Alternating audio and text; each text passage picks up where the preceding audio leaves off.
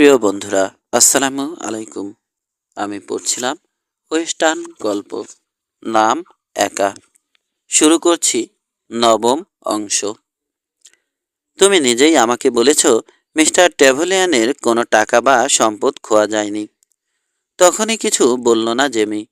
এতদিন যে রহস্যের কিনারা করতে পারছিল না, সামান্য ধারণা বা আঁচও করতে পারেনি, ঠিক সেটাই ঘটে গেছে এইমাত্র। ওর বাবার খুনের মোটিভ অনুমান করতে পেরেছে। হ্যাঁ, এটাই সম্ভাব্য কারণ। সম্ভাব্য না বলে বরং নিরেট সত্য বলা যেতে পারে, যদিও জেমি প্রমাণ করতে পারবে না আপাতত। সঙ্গত কারণে খুন হয়েছে জন টেভালিয়ন। পোকারে জিতে নেয়া বিস্তর টাকার সঙ্গে এর কোনো সম্পর্ক ছিল না। প্রতিশোধ নেয়ার ইচ্ছে বা ব্যক্তিগত হয়তো ঘৃণার হয়তো আংশিক ভূমিকা ছিল, কিন্তু সবটা নয়। বরং এর বাইরেও কিছু ছিল। জনের কাছে এমন কিছু ছিল যা খুনির কাছে পরম কাঙ্ক্ষিত বস্তু। জনের মৃত্যুর কারণে সেটা প্রাপ্তির সুযোগ তৈরি হয়েছে তার বা তাদের জন্যে। খুনের সময় বা পরপরই জনের কোনো মালপত্র বা টাকা পয়সা খোয়া যায়নি, অন্তত জেমের জানা নেই। সেক্ষেত্রে নিশ্চিতভাবে ধরে নেওয়া যায় খুন হওয়ার সময় জনের সঙ্গে ছিল এমন কিছু খুনির টার্গেট ছিল না, বরং তার কাঙ্ক্ষিত জিনিসটার মালিক ছিল জন। অথচ জিনিসটা তার সঙ্গে ছিল না। এক্ষেত্রে সম্ভাব্য জিনিসটা হতে পারে সম্পত্তি। সম্পত্তি, জমি। ঝড়ের বেগে ভাবনা চলছে জেমির মাথায়। বেশ উত্তেজিত হয়ে পড়েছে ভিতরে ভিতরে। অবচেতন মন বলছে মিছে অনুমান করেনি, বরং সত্যের প্রায় কাছাকাছি পৌঁছে গেছে। এমন কোনো সম্পত্তি ছিল বাবার যা পেতে চেয়েছে খুনি, আর খুনি তো একজনই, গিলেন শেকেটের। যদি ক্যারোলিনায় একটা বড় প্লান্টেশন থেকেই থাকে, কিসের আশায় সুদূর পশ্চিমে এসে খুন করতে হবে জন টেভলিয়ানকে? জনের কি এর চেয়েও দামি কোনো সম্পত্তি ছিল? পরিবার সম্পর্কে ধারণা নেই জেমির। শুধু এটুকু বুঝতে পারছে চেকেটের সঙ্গে আত্মীয়তার সম্পর্ক রয়েছে। এমন যদি হয় সেই প্লান্টেশনটা আসলে দুই পরিবার, অর্থাৎ শেকেট এবং টেভলিয়ানদের, তাহলে একা পুরো সম্পত্তির ভোগ দখল করতে, পথের কাঁটা সরিয়ে দিতে জনকে খুন করে থাকে শেকেট। তারপরে হয়তো জেমির অস্তিত্ব আবিষ্কার করতে পেরেছে সে। সবই অনুমান। বাস্তবের সঙ্গে বিরাট ফারাক থাকতে পারে, কিন্তু জেমির বাবার সঙ্গে শেকেটের চেহারা বা আচরণের মিল অস্বীকার করা যাবে না। শেকেটকে বাবা বলে ভুলি করে বসেছিল। সব বাদ দিলেও গুরুত্বপূর্ণ একটা প্রশ্ন থেকে যায়। কেন এখানে এসেছে গ্লেন শেকেট? কিংবা কেন দিনের পর দিন পড়ে আছে অখ্যাত এক শহরে? তার মতো অভিজাত মানুষ এমন হতছাড়া জায়গায় এমনিতে থাকবার কথা নয়। নির্দিষ্ট উদ্দেশ্য নিয়ে এসেছে নিশ্চয়। নগদ লাভের আশায় বা বাবার সঙ্গে ছিল এমন কিছু লক্ষ্য নিয়ে খুন করেনি খুনি, বলল জেমি। বরং কোনো স্থাবর সম্পত্তি দখল করতে বাবাকে খুন করা হয়েছে। অথচ জিনিসটা ওর সঙ্গে ছিল না, কিন্তু বাবার বৈধ মালিকানা ছিল। যদি সত্যি তাই হয়ে থাকে, তাহলে সেই সম্পত্তির মালিক এখন আমি। সেটা যাই হোক, তোমার বাবার যদি তেমন মূল্যবান কোনো সম্পত্তি ছিলই, তর্ক করল ক্রিস্টিনা, তাহলে কেন সম্পত্তির রক্ষণাবেক্ষণ না করে ঘুরে বেড়াবে পুরো পশ্চিমে? উঠতি বয়সের ছেলেকে নিয়ে এভাবে উদ্দেশ্যহীন ঘুরে বেড়ানোর কোনো মানে নেই। বরং ছেলের ভবিষ্যৎ নিশ্চিত করতে ওর বোধহয় অনেক বেশি কর্তব্যপরায়ণ হওয়ার কথা ছিল। কিছুক্ষণ দুজনেই চুপ করে থাকলো। ক্রিস্টিনাকে একেবারে ভিন্ন মেয়ে মনে হচ্ছে জেমির। আগের সেই আন্তরিকতা নেই এখন। কিংবা ওর বুঝতে ভুল হতে পারে। হয়তো আদপে তাই ছিল মেয়েটি, ও খেয়াল করেনি। অথবা গিলিন শেকেটের প্রভাবে বেশ বদলে গেছে। তবে পরিবর্তনটা চোখে পড়বার মতো, বেশ দৃষ্টিকটুও বটে। তোমার জায়গায় থাকলে এবং যদি সত্যি মূল্যবান সম্পত্তির মালিক হতাম, তাহলে খুঁজে বের করতাম সেটা এবং উত্তরাধিকার নিশ্চিত করতাম। যদি সত্যি মিস্টার টেভলিয়ান কোনো দামি সম্পত্তির মালিক হয়ে থাকে, নিশ্চয় কোথাও কোনো তথ্য বা রেকর্ড রেখে গেছে। বাবার হয়তো আমাকে বলবার পরিকল্পনা ছিল, কিন্তু তার আগে খুন হয়ে যায়। তোমাকে নিশ্চয়ই কিছু একটা বলে গেছে, অন্তত কিছু আভাস দিয়েছেন। চেষ্টা করলে হয়তো মনে করতে পারবে। কফি ঠান্ডা হয়ে গেছে, রাতের তাপমাত্রাও এতক্ষণে বেশ নেমে গেছে। হঠাৎ উঠে দাঁড়ালো জেমি। কাল দেখা হবে, বলল ও। ঘুরে দাঁড়াতে উদ্যত হলো ক্রিস্টিনা। তারপর ফিরে তাকালো। জেমি, তুমি বোধহয় আমার উপর রাগ করেছ। তা হবে কেন? কেন রাগ করব? রাগ করবার মতো কিছু তুমি তো করনি। মিস্টার শেখের তোমাকে খুব পছন্দ করে, সত্যি করে। সেদিন বলছিল সুন্দর একটা ভবিষ্যৎ তোমার পাওয়া উচিত। আমার তো মনে হয় তুমি যদি ঠিক ঠিক মনে করতে পারো, তোমাকে সাহায্য করতে পারবে সে। ঠিক ঠিক কি মনে করতে হবে? ইয়ে, মিস্টার শেখের বলল, তোমার বাবা হয়তো অভিজাত বা উঁচু বংশে জন্মেছে। কোথাও কোনো সূত্র বা রেকর্ড রেখে গেছে। সেগুলো খুঁজে বের করতে হবে। তা যদি পাও, নিজের জন্য কিছু একটা করা হবে তোমার। মিস্টার শেখের এরকম নিশ্চিত একরকম নিশ্চিত যে তুমি সেটা জানো। হয়তো ঠিক মনে করতে পারছো না, কিংবা ভাবছই না যে তোমার জানা আছে। তোমার বাবা নিশ্চয় বলে গেছে। অন্তত এই অংশটা সত্যি। গিলেন শেখের চাইছে জেমি সেই তথ্য বা রেকর্ড খুঁজে বের করুক। হয়তো আশঙ্কা করছে ওর কিছু হয়ে গেলে রেকর্ডগুলো বেহাত হয়ে যাবে, বা এমন কারো হাতে গিয়ে পড়বে যে উদ্ধার করা সম্ভব হবে না, কিংবা জেমির অস্বাভাবিক মৃত্যুতে এমনিতে উপস্থাপন করা হবে, যার ফলে শেখেদের কোনো স্বার্থহানি ঘটে যাবে। ওর বাবা হয়তো তেমন নির্দেশনা দিয়ে গেছে, শুধু জেমির হাতে তুলে দেয়া হবে। আর জেমির যদি কিছু হয়, তাহলে উপযুক্ত কোনো কর্তৃপক্ষের কাছে হস্তান্তর করা হবে। সবই অনুমান, বাস্তবে যে কি ঘটেছে বলা মুশকিল। তবে গিলেন শেখেডের ধারণা, ছেলের জন্যে মূল্যবান কিছু একটা রেখে গেছে জন টেভালিয়ন, খুবই নিরাপদ ও বিশ্বস্ত কারো কাছে। সে নিজে সেটা হাতাতে পারছে না, বা তেমন উপায়ও নেই। হয়তো শুধু জেমেই নিতে পারবে। এমন ব্যবস্থা জনের পক্ষে করে যাওয়াই স্বাভাবিক। জেমিকে সে পরিচিত করতে চাইছে, এমনকি ক্রিস্টেনাকে দিয়েও চেষ্টা চালাচ্ছে যেন সেটা খুঁজে বের করে। তাহলে সেটা হাতিয়ে নিতে সুবিধা হয় শেখেদের। নিজে যেহেতু হাতাতে পারবে না, বা জানেও না ঠিক কার কাছে আছে, জেমি সেই রেকর্ড উদ্ধার করবার পর সুযোগ বুঝে কেড়ে নেবে। সহসা কোল্টের কথা মনে পড়ল জেমির। পরস্পরকে ভাই মনে করত ওরা, যদিও আদে রক্তের সম্পর্ক নেই। জেমির যখন 4 বছর, কিভাবে যেন কোল্টকে পায় জন টেভলিয়ন। অনাথ ছেলেটিকে নিজের ছেলের মতোই বড় করে তোলে। কোল্ট জেমির চেয়ে 6 বছর বড় হবে। তবে বেশি দিন ওদের সঙ্গে ছিল না কোল্ট। 16য় পা পড়তে নিজের পথে চলে গেছে সে। কোল্ট যেহেতু বড়, হয়তো কিছু জানতেও পারে। তবে কোল্ট এ মুহূর্তে কোথায় আছে জানা নেই জেমির। শেষ যা শুনেছিল, ক্যালিফোর্নিয়ার দিকে গেছে সে। কোল্ট ওর আসল নাম নয়, বরং পিস্তলে ঈর্ষণীয় দক্ষতার কারণে এ নামকরণ। শুধু পিস্তলই নয়, ধাতব যে কোনো অস্ত্রে ওর হাত দারুণ। যেমন ক্ষিপ্ত, তেমনি নিখুঁত, লক্ষ্যভেদী, ধীর স্থির, কখনোই তাড়াহুড়ো করে না। কিন্তু ওদেরকে ছেড়ে চলে গিয়েছিল কোনো কিছু না বলেই। মিশরি মিশরির ঘটনা সেটা। বাবা তখন খুব অসুস্থ।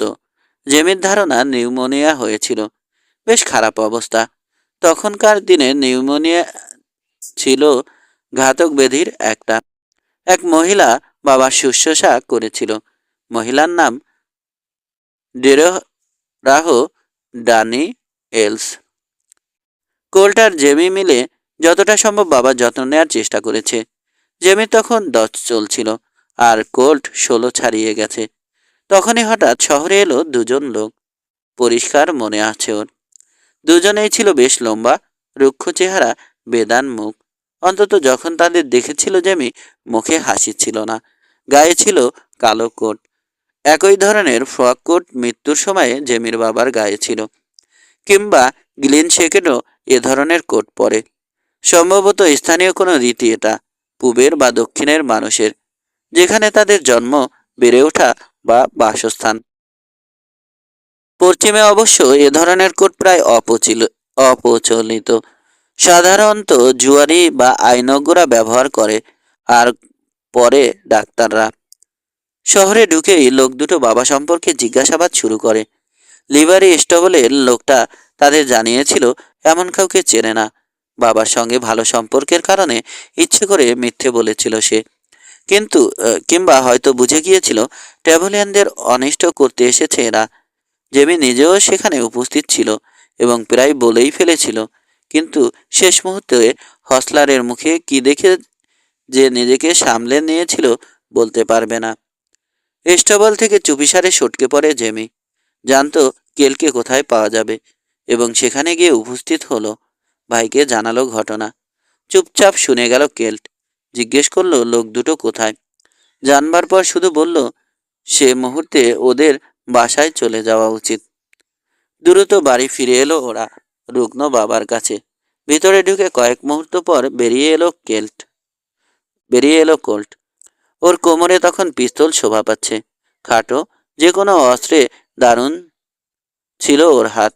কিন্তু বাবা শহরে পিস্তল বহন করতে নিষেধ করায় সে কখনো সঙ্গে রাখত না। শুধু টেইলে চলাফেরার সময় পিস্তল ঝোলাতো। কথাটা তাকে মনে করিয়ে দিল বালক জেমি। চিন্তা করো না ভাই, মৃদু হেসে ওকে আশ্বস্ত করল কোল্ট।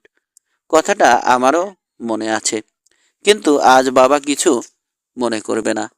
বুঝবে যে দরকার আছে এটার। শোনো জেমি, ওই লোক দুটোকে আসতে দেখলেই কিন্তু আমাকে জানাবে। তারপর চট করে ঢুকে পড়বে বাড়ির ভিতর।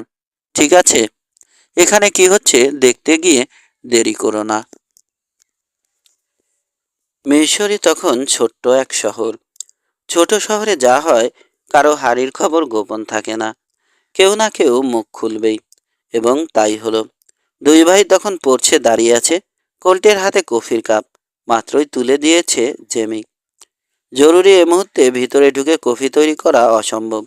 পড়ছে পোর্চ ছেড়ে কোথাও যেতে নারাজ কোল্ট, তাই জেমিকে কফি দিতে অনুরোধ করেছিল। আর তখনই এলো লোক দুটো। গলি ধরে তাদের আসতে দেখেই উত্তেজিত হয়ে পড়ল জেমি। ওই যে এরাই, ফিসফিস করে জানালো ভাইকে। বেশ, নির্বিকার কণ্ঠে বলল কোল্ট। অস্থিরতা দূরে থাক, সামান্য অস্বস্তিও দেখা গেল না ওর মধ্যে। এবার চট করে ঢুকে পড়ো। একেবারে ভিতরের রুমে থেকো। ঝামেলা হবে এখানে। ঝামেলা হবে কেন? বাবাকে মারতে এসেছে ওরা জেমি, ওদের থামাতে হবে। ছেলেবেলা থেকে জেমিকে শেখানো হয়েছে বড়রা নির্দেশ দিলে তর্ক করা যাবে না, বরং সেটা তামিল করতে হবে। তাই করল। ভিতরে একেবারে বাবার কামরায় গিয়ে ঢুকলো। জন তখন শুয়ে আছে। পাণ্ডুর দেখাচ্ছে মুখটা। স্বাস্থ্য একেবারে ভেঙে গেছে। জনের শিয়রের পাশে রাখা হোলেস্টার থেকে একটা পিস্তল তুলে নিল জেমি। শব্দ পেয়ে ঘুম ভেঙে গেল জনের। চোখ মেলে তাকালো। কি হয়েছে বাছা? বাছা ক্লান্ত রুগ্ন স্বরে জানতে চাইল। কোনো সমস্যা? এমন কিছু হয়নি যে আমরা সামলাতে পারবো না। বলে আর দেরি করল না জেমি। দ্রুত পায়ে বাইরের ঘরের জানালায় এসে দাঁড়ালো। জানালা তখন খোলা। পাশ থেকে আঙিনায় দাঁড়ানো লোক দুটোকে দেখতে পেল পরিষ্কার। আঙিনা থেকে 10 হাত দূরে থেমেছে ওরা। বাড়িটা দেখলো প্রথমে, তারপর কোল্টকে হিসাবে চাহনিতে মাপল। পোর্চের দিকে পা বাড়ালো এবার। কারো খোঁজে এসেছো? জানতে চাইল কোল্ট। তোমার জেনে কাজ নেই বাছা, সামনে থেকে সরে দাও। উঠে দাঁড়ালো কোল্ট। যে কপা এগিয়েছ পিছিয়ে যাও। শান্ত স্বরে বলল, আজ কোনো অতিথিকে আপ্যায়ন করতে পারবো না আমরা। ভিতরে একজন অসুস্থ মানুষ আছে। ও নিয়ে চিন্তা করো না বাছা। অপেক্ষাকৃত তাগড়া দেহি লোকটা বলল। হাসবার চেষ্টা করলো সে, কিন্তু ভেংচি কাটলো যেন। অসুস্থ আর থাকবে না সে। মোক্ষম দাওয়াই নিয়ে এসেছি। আমরা দুজনেই ডাক্তার। ডাক্তার একজন আছে আমাদের, আর কাউকে লাগবে না। চাষাসলা স্বরে জানিয়ে দিল কোল্ট। কণ্ঠ অস্বাভাবিক শান্ত হয়ে গেছে। এখন পর্যন্ত কাউকে খুন করিনি আমি মিস্টার, কিন্তু তোমরা জোরাজুরি করলে একসঙ্গে দুটো আঁচড় কাটবো পিস্তলের গায়ে। এতক্ষণ পাত্তাই দিচ্ছিল না কোল্টকে, কিন্তু এবার মনোযোগ দিয়ে দেখলো ওকে। বাধ্য হয়েছে। সরু চোখে মাপল দুই কালো কোট।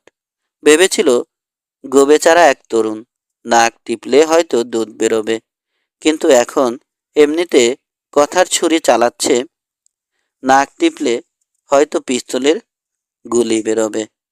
গুরুত্ব না দিয়ে পারা যায়? হঠাৎ দুই আগন্তুকের ভাবভঙ্গি বদলে গেল। তুমি তাহলে কাউকে খুন করনি বয়?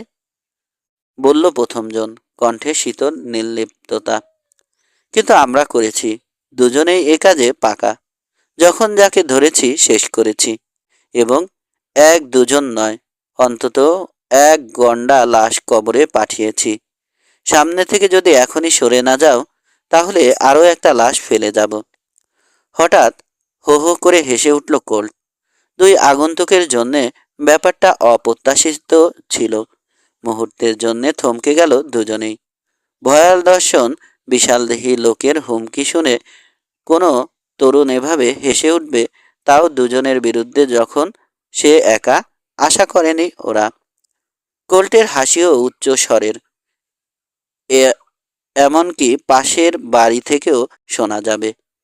চমক সামলে নিল যখন, ততক্ষণে হোলস্টারে চলে গেছে কোল্টের হাত। লোক দুটো যথেষ্ট শেয়ানে, তারাও দেরি করল না। কিন্তু মুহূর্তের ভগ্নাংশ আগে পিস্তল বের করে ফেলেছে কোল্ট, এবং সেই ব্যবধানটুকু যথেষ্ট বলে প্রমাণিত হলো। কোল্ট শুধু ক্ষিপ্তই নয়, বরং নিখুঁত নিশানায় গুলিও করতে সক্ষম, এমনকি দুজনের বিরুদ্ধে একজন, এমন প্রচণ্ড চাপের মধ্যেও। চোখের পলক ফেলবার আগেই বিশালদেহীর শরীরে দুটো বুলেট গাঁথল কোল্ট। তারপর পিস্তলের নল সামান্য সরিয়ে দ্বিতীয় লোকটাকে গুলি করল। সে তখন পিস্তল হোলস্টার মুক্ত, পিস্তলের হামার টেনেছে। গুলির ধাক্কায় টলে উঠল লোকটা, কিন্তু ট্রিগার টেনে দিয়েছে। কোল্টের জামার আস্তিন ফুটো করে চলে গেল তপ্ত সীসা। আর গুলি করবার সুযোগ পেল না সে। টলায়মান দেহ ভূপতিত হলো। কোল্টের দ্বিতীয় গুলি তার কপালে বিঁধতে। দৌড়ে পড়ছে চলে এলো জেমি। ঘুরে দাঁড়ালো কোল্ট। তুমি গুলি খেয়েছ? আতকে উঠে বলল জেমি। আরে না, পাশ দিয়ে চলে গেছে গুলিটা। তবে চিন্তার কথা হচ্ছে, এখানে আর থাকা হচ্ছে না। এমনিতে আমাকে পছন্দ করে না এখানকার মার্শাল। বেটা এখন আধা জল খেয়ে আমার পেছনে লেগে যাবে। আমি চলে যাচ্ছি জেমি, বাবাকে বলো। ঠিক সুস্থ হয়ে উঠবে, আমি জানি। ওর চেয়ে ভালো ও যোগ্য মানুষ জীবনে দেখিনি।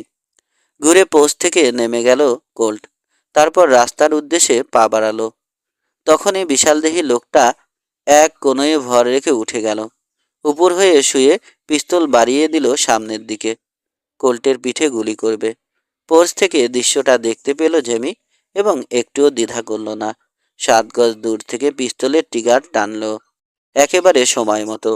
কারণ বিশালদেহীও গুলি করেছিল। কিন্তু তার আগ মুহূর্তে জেমির গুলি শরীরে বিদ্ধ হওয়ায় নিশানা টলে গেছে তার। কোল্টকে পাশ কাটিয়ে চলে গেছে গুলি। মুখ থুবড়ে পড়ল লোকটা, আর উঠতে পারবে না। ঝটিতে ঘুরে দাঁড়ালো কোল্ট। হাতে পিস্তল বেরিয়ে এসেছে। পলকের চাউনিতে দেখে নিল সে পরিস্থিতি। তারপর মৃদু হাসল। ধন্যবাদ জেমি, ধন্যবাদ। মিনিট পূর্ণ হওয়ার আগেই উধাও হয়ে গেল কোল্ট। কয়েক মুহূর্তের মধ্যে অনেক লোকের সমাগম হয়ে গেল জেমিদের বাড়িতে। মূল শহর থেকে একটু দূরে বাড়িটা, কিন্তু গুলির শব্দ শুনতে পেয়ে শহর থেকে বহু লোক চলে এসেছে। আর সবার আগে রয়েছে টাউন মার্শাল। এই যথারীতি হাঁক ছাড়ল সে। এখানে হয়েছে কি? এই লোক দুটো বাবাকে খুন করবার হুমকি দিয়েছিল, বলল জেমি। অথচ বাবা অসুস্থ হয়ে বিছানায় পড়ে আছে। জনের অসুস্থতার খবর অবশ্য সারা শহরেই জানা হয়ে গেছে ততদিনে। এমনিতে শহরে লোকজন কম, তাই অসুস্থতা, বিয়ে বা যে কোনো সামাজিক অনুষ্ঠানের খবর খুব দ্রুত ছড়িয়ে পড়ে। জোর করে ওরা বাড়িতে ঢুকতে চেয়েছিল। আমার ভাই ওদের বাধা দিয়েছে। একেবারে উচিত শিক্ষা দিয়েছে বেটাদের। ভিড় থেকে কে যেন বলল, অসুস্থ একজন লোককে খুন করতে এসেছে। মনে দয়া মায়া বলতে কিছু আছে এদের? আরও কি কি যেন বলল লোকজন। সব শুনতে পায়নি জেমি, কিংবা মনেও নেই। তবে এ ধরনের প্রতিক্রিয়া খুব স্বাভাবিক ছিল। মার্শাল বুঝতে পারল জনসাধারণের মতের বিরুদ্ধে গিয়ে ফায়দা হবে না। অন্য যে কোনো কারো আগেই পরিস্থিতি ধরতে পেরেছে সে। কেউ চেনো নাকি এদের? জানতে চাইল মার্শাল। হাসূচক জবাব পাওয়া গেল না। তুমি তো কিছু বলছো না বয়। চেনো নাকি এদের? অচেনা দুজন লোক কেন তোমার বাবাকে খুন করতে চাইবে? ওহো, চিনি না কিংবা জানিও না কেন বাবাকে খুন করতে চায় ওরা। জীবনে এদের কাউকে দেখিনি, কিন্তু এটা বুঝতে পারছি নিশ্চয় বাবাকে ঘৃণা করতো ওরা। নইলে কেন নিউমোনিয়ায় অসুস্থ এবং শয্যাশায়ী একজন মানুষকে গুলি করতে যাবে? তবে এটাও বুঝতে পারছি বাবাকে অনেক দূর থেকে খুঁজতে খুঁজতে এখানে এসেছে ওরা। উচিত সাজা হয়েছে, আবারও মন্তব্য করল একজন। জেমের উপর তীক্ষ্ণ দৃষ্টি মার্শালের। তোমার বাবা কি সত্যিই অসুস্থ? আমার কথায় বিশ্বাস না হলে ডাক্তার গোল্ডকে গিয়ে জিজ্ঞেস করো, সেই তো চিকিৎসা করছে। লাশ দুটো পরীক্ষা করল মার্শাল। সময় নিয়ে উল্টে পাল্টে দেখল। একজনের গায়ে সাদা ভেস্ট, হৃৎপিণ্ডের সামান্য নিচে দুটো ফুটো তৈরি হয়েছে। সাদা জমিনে যেন ফুটে উঠেছে লাল জোড়া গোলাপ, আর কপালে রয়েছে লাল টিপ। অন্যজনের গায়ে দুটো বুলেট ঢুকেছে, মাথায় তৃতীয়টা। ওটা জেমির সৌজন্যে, তবে দাবি করতে গেল না। একসঙ্গে দুজনকে শেষ করেছে। চিন্তিত স্বরে বলল মার্শাল, ভাবতেই পারিনি তোমার ভাই এত ফাস্ট। 3টা করে বুলেট খরচ করেছে একজনের জন্যে, 4টিখানি কথা নয়। পিস্তলে ওর হাত বেশ ভালো, বলল জেমি। সম্ভবত বাবার কাছাকাছি হবে। মার্শালের তত্ত্বাবধানে লাশ দুটো সরিয়ে নিয়ে গেল লোকজন, এবং ব্যাপারটা ওখানেই শেষ হয়ে গেল। জেমির বাবা ক্রমে সুস্থ হয়ে উঠল, এবং কিছুদিন পর মিশরি ছেড়ে চলে গেল ওরা। কিন্তু কোল্টের অভাব ঠিকই বোধ করল। শূন্য রেস্তোরাঁয় শুধু ক্রিস্টিনা রয়েছে জেমির সঙ্গে। প্রায় অর্ধযুগ আগের ঘটনাটা দুজন মানুষের কথা মনে করিয়ে দিয়েছে, যাদের কাছে ওর বাবার রেখে যাওয়া তথ্য থাকতে পারে। কোল্ট একজন, অন্যজন ডেবোরাহ ড্যানিয়েলস। জনের অসুস্থতার সময় শুশ্রূষা করেছিল মহিলা। স্বভাবত জন তাকে কিছু বলে থাকতে পারে। বৃদ্ধা এতদিন বেঁচে আছে কিনা সেটাই প্রশ্ন। আর সেই লোক দুটো মিশরের লোকজন হয়তো তাদের পকেট বা মালপত্র হাতড়ে কোনো তথ্য জানতে পেরেছে, এবং তার রেকর্ড থাকতে পারে। অন্তত পরিচয় জানা খুব স্বাভাবিক। খোঁজ নিয়ে দেখতে অসুবিধা কি, ভাবল জেমি, এবং সিদ্ধান্ত নিয়ে ফেলল এখানে আর না থাকাই সমীচীন হবে। কি করবে তুমি? ক্রিস্টিনা আশাহতের চাহনিতে দেখছে ওকে। আবার যাত্রা করবে? তাই ভালো হবে। মনে হচ্ছে পছন্দের মানুষটি পেয়ে গেছো তুমি। আরক্ত হলো মেয়েটির মুখ। ও আমার পছন্দের মানুষ নয়, কিন্তু তোমার চেয়ে ঢের ভালো বলতে পারি। সে জানে একজন লেডির সঙ্গে কি আচরণ করা উচিত, আর অযথাও সে পুরো দেশ চষে বেড়ায় না। দেখবে আমি চলে যাওয়ার পর ও কতক্ষণ থাকে এখানে। আচ্ছা। অসন্তোষ ক্রিস্টিনার চোখে। নিজেকে তুমি এত গুরুত্বপূর্ণ ভাবো তাহলে? ভাবছো তুমি চলে যাওয়ার পর পিছন পিছন ছুটে গিয়েছিল সে? মোটেই না। এ শহর থেকে কোথাও যায়নি সে। কিন্তু অন্য কেউ আমার পিছু নিয়েছিল। টাকা খরচ করে যদি নিজের কাজ করিয়ে নেওয়া যায়, কেন অযথা ছোটাছুটি করবে? তবে এবার কিন্তু পূব দিকে যাচ্ছি আমি। পূব কেন? আকাশের দিকে ছুটলেও সে কোথাও যাবে না, অন্তত তুমি যেদিকে যাও। তীক্ষ্ণ হয়ে গেছে ক্রিস্টিনার কণ্ঠ, প্রায় অধৈর্য শোনাচ্ছে। বরং আমাকে বলেছে বরফ গলে গেলে এখানে মাইনিং শুরু করবে মিস্টার শেকেট। ভালোই হবে তাহলে। মৃদু হাসল জেমি। এবার বিদায় নিই। বেরিয়ে এলো। পড়তে রাখা মালপত্র নিয়ে স্টবলে চলে এলো। হোটেলের আরামদায়ক বিছানা এখন আর আকর্ষণীয় মনে হচ্ছে না, এমনকি ঠান্ডায় কষ্ট হবে জেনেও। বরং খড়ের গাদাকে এ মুহূর্তে অনেক বেশি স্বস্তিকর মনে হচ্ছে। ঈশ্বর জানেন এর চেয়ে বহু নিকৃষ্ট জায়গায় কত যে ঘুমিয়েছে। 10। ভোরের আলো ফুটবার 1 ঘন্টা আগেই স্টেবল ছাড়ল জেমি ট্যাভলিয়ান। রাতে ভালো ঘুমিয়েছে বললে মিথ্যাচার হবে। শরীরে যে ক্লান্তি ছিল তাতে বেঘরে ঘুমানোর কথা, কিন্তু আদবে তা হয়নি। কেবলে ক্রিস্টিনার কথা ভেবেছে। মানতেই পারছিল না এভাবে বদলে যেতে পারে মেয়েটি। দু এক রাতের ব্যবধানে ক্রিস্টিনার অন্য রূপ দেখে ফেলল।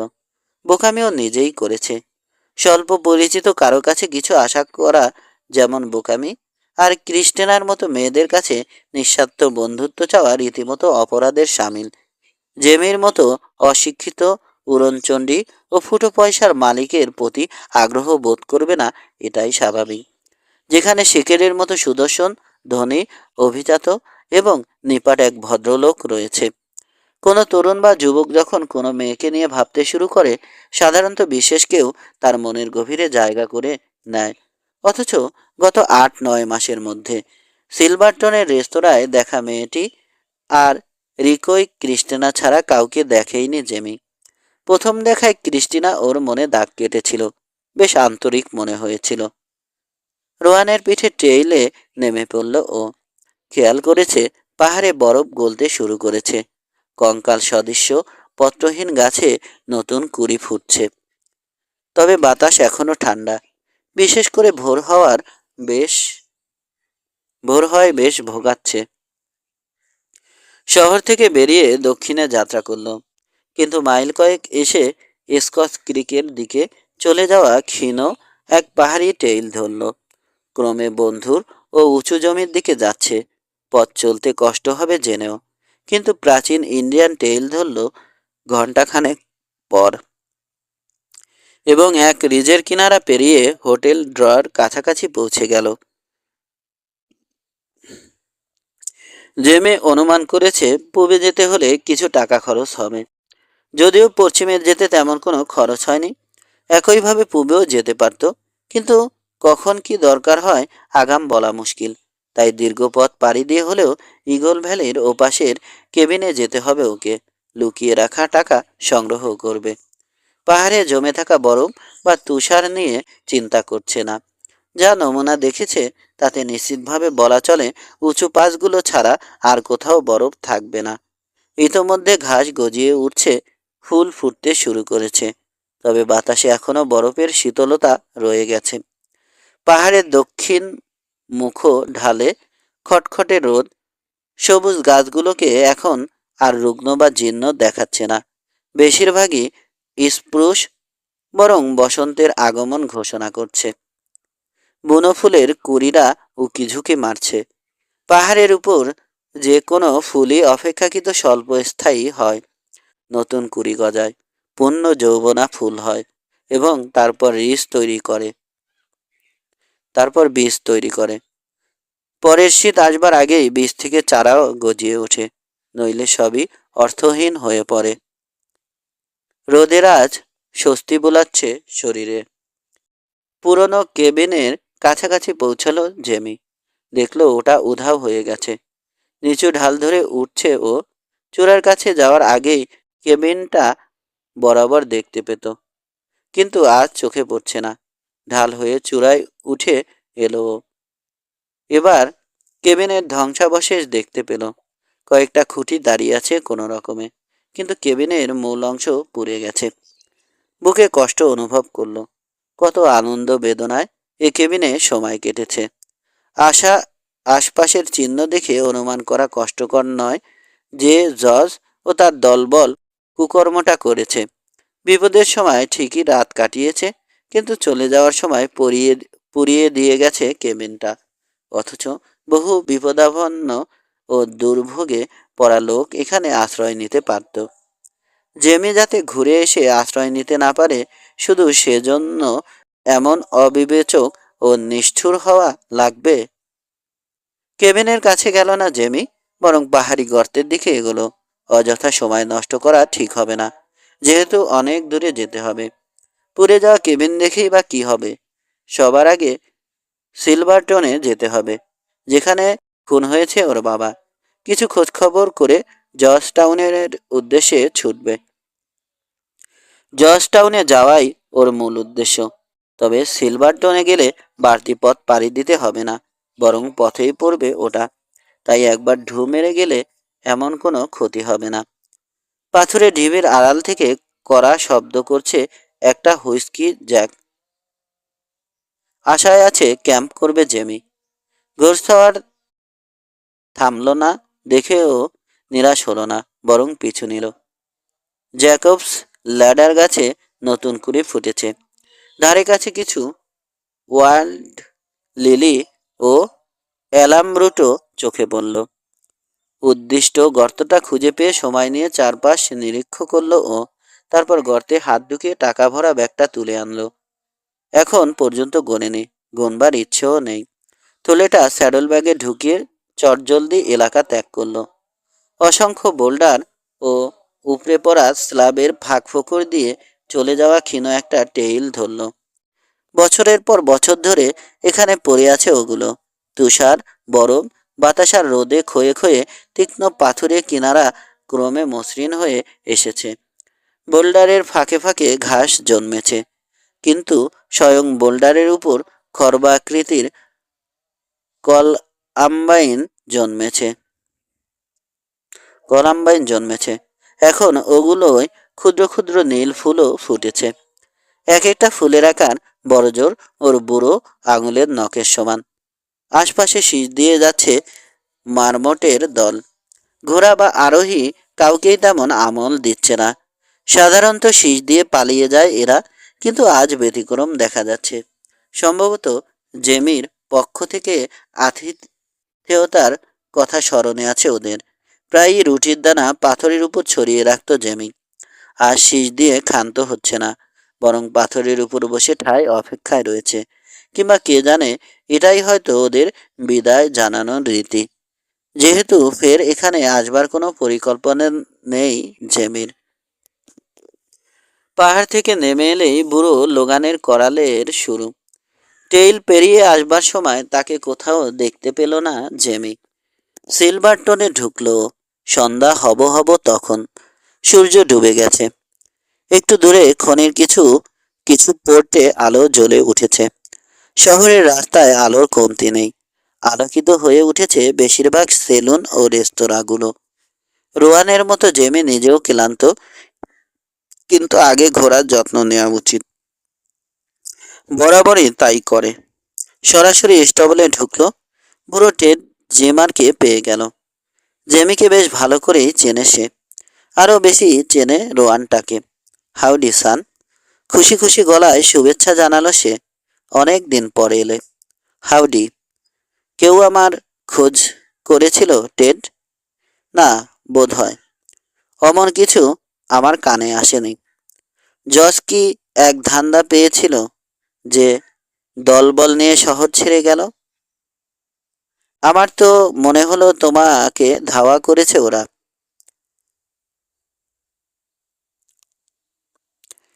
কিছু জিজ্ঞেস করলো না বুড়ো। জেমিও আগ বাড়িয়ে বলতে গেল না। যার যার মাথা ব্যথা নিয়ে তার তার থাকা উচিত। ওর দিকে খেয়াল রেখো এড। কিছু ওট দিও। ভালো খাবার আর লম্বা বিশ্রাম পাওনা হয়েছে ওর। তাই হবে সান। এক টুলে বসে আছে বুড়ো জিমার, মুখ নির্বিকার।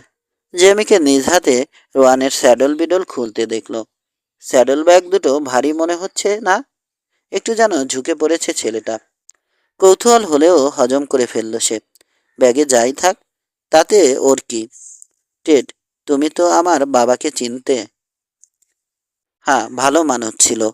আসলে ওর মতো ভালো লোক খুব কমই দেখেছি।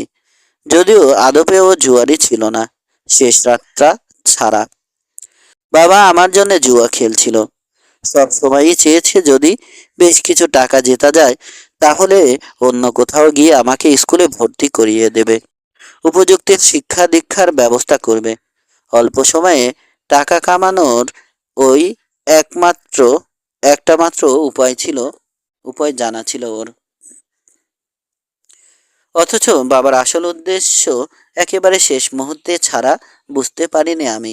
ভেবেছি শুধু নেশার জন্যে জুয়া খেলছে সে। মাইনিং করলেও পারত, মন্তব্য করল বুড়ো। সৎভাবে অল্প সময়ে কিছু টাকা কামানোর আরেকটা উপায় ওটা। ওহো, অত সময় ছিল না ওর হাতে, জানালো জেমি। বাবা জানতো কিছু লোক ওর পিছনে লেগেছে। যেখানেই যাক ঠিক খুঁজে বের করে ফেলবে। কথাটা বলতে বলতে ব্যাপারটা উকি দিল ওর মাথায়। আচ্ছা, ট্রেড, বাবার মতো দেখতে কাউকে এখানে দেখেছো কখনো? বেশ লম্বা, বাবার মতোই কালো কোট পরনে। দেখেছি। ঠিক সময়টা বলতে পারবে কখন দেখেছ? তোমার বাবা যেদিন মারা যায় সেদিনে এসেছিল সে, এবং ওই রাতেই শহর ছেড়ে চলে যায়।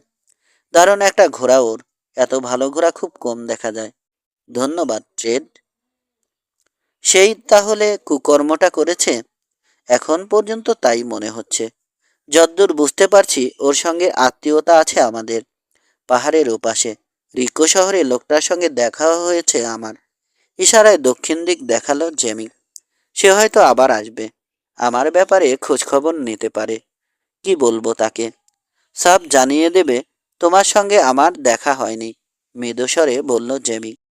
আমার স্থির বিশ্বাস কোনো একদিন মুখোমুখি হব আমরা, তবে এখনই নয়। বেশ কিছু গুরুত্বপূর্ণ কাজ রয়েছে হাতে। ওগুলো সেরে ফেলবার পর লোকটার সঙ্গে দেনা পাওনা চুকাবো। সাবধানে থেকো বয়। পশ্চিমে নতুন হতে পারে সে, কিন্তু ওর ধার ঠিকই বুঝেছি। শক্ত মানুষ, সম্ভবত খুব নিষ্ঠুরও। টেড, বাবা কি কখনো ব্যক্তিগত বিষয়ে তোমার সঙ্গে আলাপ করেছে? কি জানো? লোকজন সম্পর্কে এখনকার যে কারো চেয়ে বেশি জানো তুমি। হয়তো কিছু শুনে থাকবে। বাবা বা ওর পরিবার সম্পর্কে জানতে হবে। আমার জানতে হবে কোথায় ওর জন্ম, কোথায় বড় হয়েছে, বা কারা ওর আত্মীয়। বুটের আগা দিয়ে মাটিতে টোকা দিল জেমি। দুঃখের ব্যাপার কি জানো? নিজের সত্যিকার পরিচয় আমার জানা নেই। জানি না কোথায় বা কার ঘরে জন্মেছি। মানে বংশ পরিচয়ের কথা বলছি। ট্যাভলিয়ন নামটা আসল কিনা তাও সন্দেহ হচ্ছে আমার। এও জানি না ওই লোক কেন বাবাকে খুন করেছে, কিংবা কেন আমাকেও খুন করতে চাইছে। তোমার বাবা কথা বলতো কম, সান, কিন্তু আগাগোড়া ভালো মানুষ ছিল। যে কোনো বিচারে ওকে ভদ্রলোক বলতেই হবে। চোখ বন্ধ করে বলে দিতে পারি ভালো পরিবার থেকে এসেছে। দক্ষিণের লোক। যদ্দূর বুঝতে পেরেছি ক্যালিফোর্নিয়া বা জর্জিয়ার হতে পারে।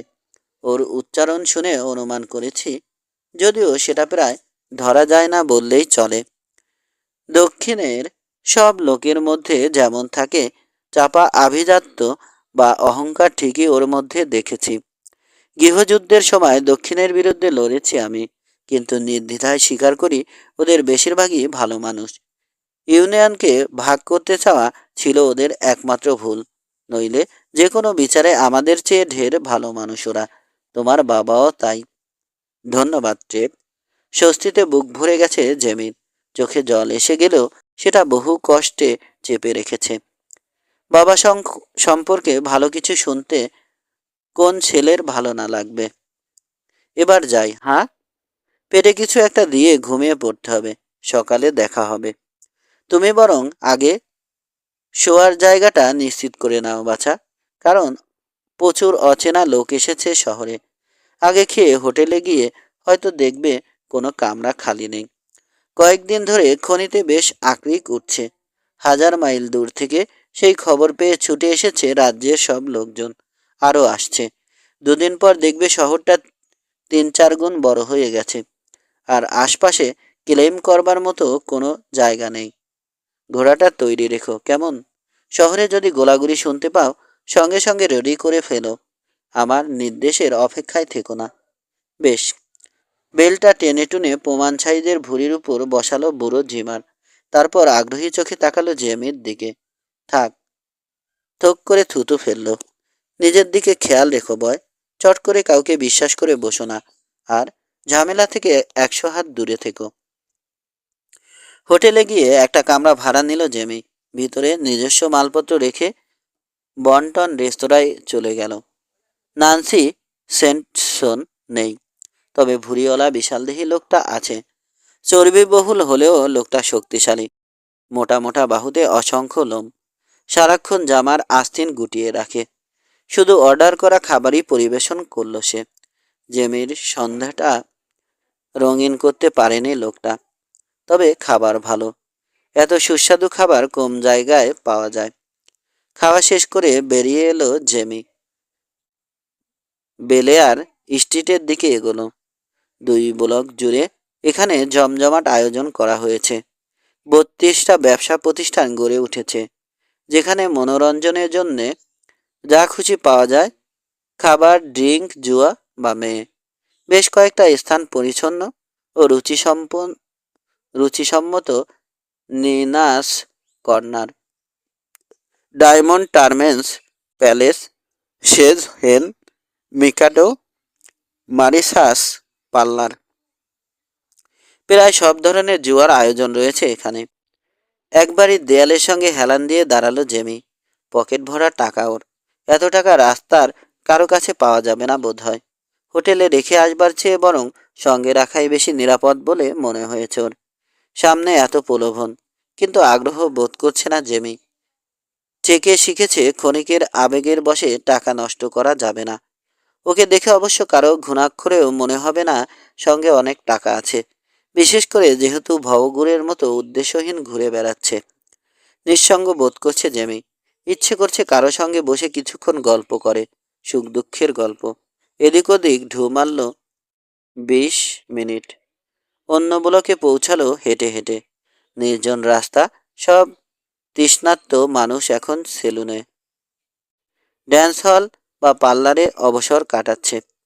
কিছু ভবঘুরে অবশ্য প্রায় অন্ধকারাচ্ছন্ন পোর্চ বা বাড়ির কোণে ঠাঁই নিয়েছে, হাতে সস্তা হুইস্কির বোতল। উল্টো ঘুরে হোটেলের দিকে যাত্রা করবে, তখনই রেস্তোরাঁর সেই মেয়েটিকে দেখতে পেল জেমি। দূরত্ব রাস্তা পেরোচ্ছে, হাতে দুটো বড়সড় প্যাকেট। ম্যাম, ডাকলো জেমি। থামা, দূরে থাক, সারাই দিল না মেয়েটা। হাঁটার গতি বাড়িয়ে দিয়েছে, সম্ভবত ভয় পাচ্ছে। ওকে মাতাল বা ধান্দাবাজ ভবঘুরে ভাবলে দোষ দেয়া যাবে না। পা চালিয়ে মেয়েটির সামনে চলে গেল জেমি। আমাকে চিনতে পারছো ম্যাম? রেস্তোরাঁয় কয়েকবার কথা হয়েছিল। দাও তো, প্যাকেট দুটো দাও আমাকে, বাড়ি পর্যন্ত পৌঁছে দিই। তাই? সন্দিগ্ধ দেখালো মেয়েটিকে, দ্বিধা করছে। তীক্ষ্ণ হয়ে গেছে দৃষ্টি। জেমি মাথা থেকে হ্যাট সরাতে এবার চিনতে পারল। ও, চিনেছি এবার। তুমি সেই ছেলে যার বাবা খুন হয়েছিল। ঠিক ধরেছ। আর তুমি হচ্ছ সেই মেয়ে যে আমাকে প্রথম সতর্ক করে দিয়েছিল। হ্যাঁ, ভয় হচ্ছিল তোমার না আবার কোনো ক্ষতি হয়। এখন দাঁড়িয়ে পড়েছে মেয়েটা, জেমির দিকে তাকিয়ে। জর্জ মিলসের কি হলো কিছু জানো? শেষ যখন দেখেছি ওকে, এর টিমবার্ট আর গ্রেগ কিনিয়ার ছাড়াও একজন লোক ছিল সঙ্গে। তারপর অবশ্য বেশ কয়েকদিন পার হয়ে গেছে। আমি ভয় পাচ্ছিলাম ওরা হয়তো তোমাকে পেয়ে যাবে। ধন্যবাদ। এবার এগুলো আমাকে দাও তো। মেয়েটির হাত থেকে প্যাকেট দুটো নিয়ে নিল জেমি। পাশাপাশি হাঁটতে শুরু করলো। তুমি পথ দেখাও। তোমার বাবাকে চিনতাম, খুব ভালো মানুষ। কখনো ওকে চড়াসড়ে কথা বলতে, বিরক্ত বা অধৈর্য হতে দেখিনি। সবসময়ই তাই ছিল সে।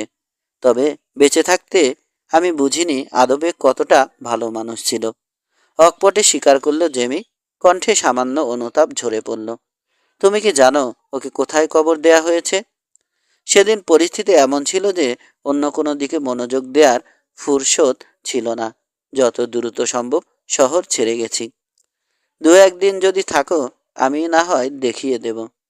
ওহো, সেটা বোধহয় সম্ভব হবে না। জরুরি কাজে পুবে যেতে হবে। তবে কাজ শেষ করেই ফিরে আসব। যদি সম্ভব হয় বাবার কবরে কিছু ফুল দিতে পারবে? আর একটা মার্কার, কাঠের একটা ক্রুশে নাম লিখে গোড়া হয়েছে গাড়া হয়েছে ওর শিওরে। আমরা তো মনে করেছি তুমি জানো। কিভাবে জানবো? তুমি নিজেই তো নোট রেখে গেছো যাতে একটা ক্রুশে নাম লিখে রাখা হয়। হতভম্ব হয়ে পড়ল জেমি, তবে দ্রুতই সামলে নিল। ঘটনা কি? আমি কোনো নোট রেখে যাইনি ম্যাম, কিন্তু একটা নোট পাওয়া গেছে। পোস্ট অফিসে এসেছিল নোটটা। উপরে লেখা ছিল সিলভারটন কর্তৃপক্ষ। উপযুক্ত সৎকার করবার জন্যে যথেষ্ট নগদ টাকাও ছিল খামের ভিতরে। নামসহ ক্রুশ এবং মার্কারের অনুরোধ করা হয়েছিল নোটে। আমরা ধরে নিয়েছি তুমিই পাঠিয়েছ। গিলেন শেখেড না হয়ে যায় না। হারামি একটা। শিকারকে পিছন থেকে গুলি করেছে, তারপর উপযুক্ত সৎকারের ব্যবস্থা করেছে। নিজস্ব দায়িত্ব সুচারুভাবে পালন করেছে এবং আত্মীয় হিসাবে শিকারের প্রতি শেষ কর্তব্য পালন করেছে। এমন হঠকারিতা বা আত্মম্ভরি আচরণ শুধু সেকেটকেই মানায়। এটা কার কাজ বোধহয় বুঝতে পেরেছি। জানি আমি। যাকগে, আমার হয়ে বাবার কবরে কিছু ফুল দেওয়ার ব্যবস্থা করবে তুমি, ম্যাম। তাহলে আত্মা শান্তি পাবে ওর। শুনেছি আমাদের বাড়ির আঙিনায় নাকি লরেল আর ডগউডের বাগান ছিল, যদিও জানি না ওটা কোথায়। সম্ভবত দক্ষিণে কোনো শহর হবে, শুনে অন্তত তাই মনে হচ্ছে আমার। শহরতলিতে চলে এসেছে ওরা। এক কেবিনের সামনে পৌঁছে থামলো মেয়েটি। কেবিনের সামনে পিকেট ফেন্স, জানালায় আলো জ্বলছে। ইতস্তত করলো মেয়েটা, তারপর বলল, এমনিতে মার সঙ্গে তোমার পরিচয় করিয়ে দিতে আপত্তি নেই আমার, কিন্তু এখন বোধ হয় সেটা ঠিক হবে না। এগুলো ভিতরে নামিয়ে দিয়ে চলে যাব আমি, বলল জেমি। মেয়েটি দরজা খুলল, ভিতরে ঢুকলো। কয়লার এক স্টোভে রান্না চড়ানো হয়েছে। কোণের টেবিলের উপর কয়লার তেলের লণ্ঠন। পাশে চেয়ারে বসে কি যেন সেলাই করছে এক মহিলা, কিছুটা শীর্ণদেহী হলেও বেশ আকর্ষণীয়। মুখে মমতার কমতি নেই। তবে জেমিকে মেয়ের সঙ্গে দেখে বিস্মিত হলো। ঝটিতে হাতের কাটা আর কাপড় নামিয়ে রাখলো মহিলা। অস্ফুট স্বরে বলল, আমি তো সে প্যাকেট দুটো বয়ে নিয়ে এসেছি ম্যাম, দ্রুত বলল জেমি। চায় না কেউ বিব্রত হোক। আমি এখনই চলে যাচ্ছি। পাশের কামরায় কি যেন গড়িয়ে পড়ল, সম্ভবত কারো বুটের ধাক্কায়। পরপরই মাঝখানের দরজায় উদয় হলো বিশালদেহী এক লোক, অপরিচ্ছন্ন পোশাক পরনে, মুখে দাড়ির জঙ্গল। দেখতে মোটেই ভালো লাগছে না। চেহারা বা চাউনি কোনোটাই সুবিধার দেখাচ্ছে না। গায়ে শার্ট নেই। আন্ডার শার্টের উপর দুটো সাসপেন্ডার ঝুলছে। চোখ দুটো ঢুলো ঢুলো। এতক্ষণ ঝিমাচ্ছিল বা না ঘুম থেকে উঠে গেছে বলা মুশকিল। কিংবা খানিকটা নেশাগ্রস্ত হতে পারে। তুমি আবার কোন চাঁদ? রুক্ষস্বরে খেকিয়ে উঠল লোকটা। জেমি ট্যাভালিয়ন অনুত্তেজিত স্বরে বলল, রাস্তায় দেখি ভারী প্যাকেট দুটো বয়ে আনতে কষ্ট হচ্ছে তোমার মেয়ের, তাই ওকে সাহায্য। বেরিয়ে যাও, গর্জে উঠল লোকটা। যিশুর কসম, মাতাল কোনো ভবঘুরের চেহারা এখানে দেখতে চাই না আমি। বেরাও এখনই। প্যাকেট দুটো টেবিলের উপর নামিয়ে রাখলো জেমি। নিষ্কান্ত হওয়ার তারা বোধ করছে না। যেভাবে বলা হয়েছে পছন্দ হয়নি ওর। নিষ্পলক ও ঠান্ডা চাউনিতে দেখল লোকটাকে। শান্ত স্বরে বলল, ভবঘুরে বা মাতাল কোনোটাই নই আমি মিস্টার। তুমি কি, তাতে কি যায় আসে আমার? বেটা বের হ এখান থেকে, নইলে ঘাড় ধাক্কা দিয়ে বের করে দেব। আর একটা কথাও নয়। এবার সক্রিয় হলো মেয়েটির মা। ঠান্ডা মাথায়, যথেষ্ট বিনয় ও মর্যাদার সঙ্গে চুকিয়ে দিল ব্যাপারটা। জেমস যেভাবে আসুক না কেন, ও এ তরুণ আমাদের অতিথি। নান্সির বাজার বাড়ি পৌঁছে দিতে এসেছে ও।